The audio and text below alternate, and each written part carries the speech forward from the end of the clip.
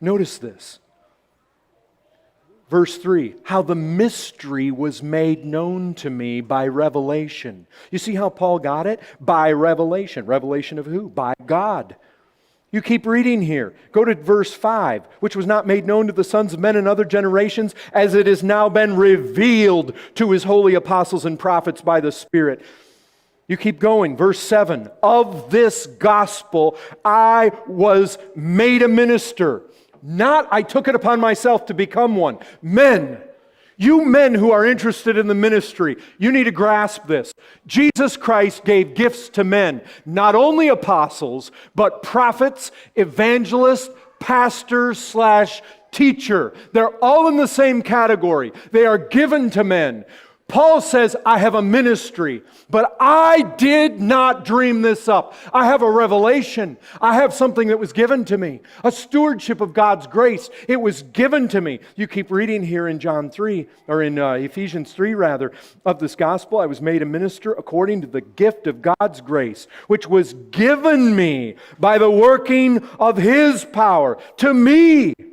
Though I am the very least of all the saints, this grace was given to preach to the Gentiles the unsearchable riches of Christ. It was given to me. Men, you need to recognize something. Pastor, teacher is in the same category with apostle in the sense that it is a gift that is given of Christ.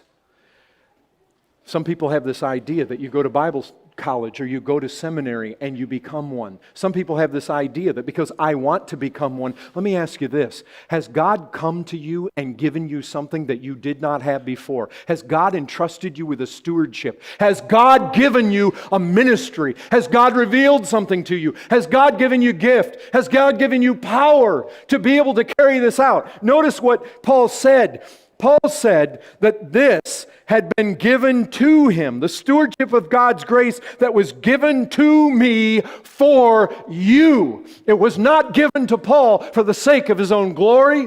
It was not given to Paul for the sake of his own financial situation. It was not given to him so that people would think he was a great preacher, so that they would bow down before him, so that they would cherish his words as being unique and authoritative in the sense that they came from him. What he is saying is, don't look at me as deriving this. Don't look at me as being the author of this. Don't. It's a stewardship of God's grace. I'm least than the least of the saints out here. I'm nothing, but God has entrusted me with this. Men, if you do not have something that is by the will of God, how do you know if it's by the will of God? Because God came from outside you and gave you something that you didn't have before that. Too many men want to pronounce themselves as pastors. They want to pronounce themselves as teachers. But let me tell you something.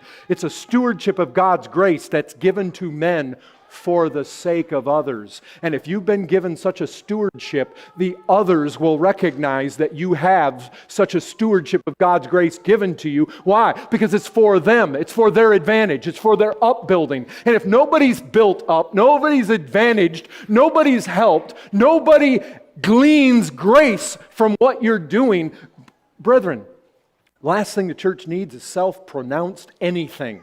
It doesn't matter what it is. What you see here is a Christianity that starts with God. It is by the will of God. And it's no different in the church. What we don't want to do is say, oh, he's an apostle. Yeah, you go to Ephesians chapter 4 and you will find that apostles and prophets and evangelists and pastors and teachers are put in the same category. They come from Jesus Christ. It's the same in the church today as it was way back then, 2,000 years ago, when Jesus Christ chose 12 men to follow him. Brethren, God is still the God who is sovereign in the church. It's by the will of God that there is an apostle, and it is by the will of God that there is any kind of teacher or preacher or anybody gifted for any ministry. This comes from God. He is sovereign in the church. We need to grasp this. Men, you need to grasp it.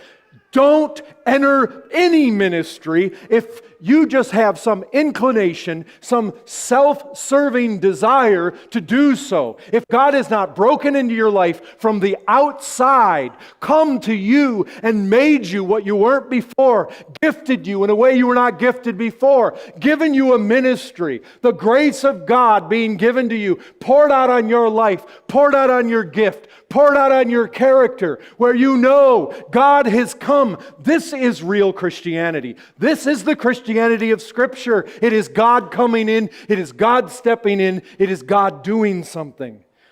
That's what we need to recognize.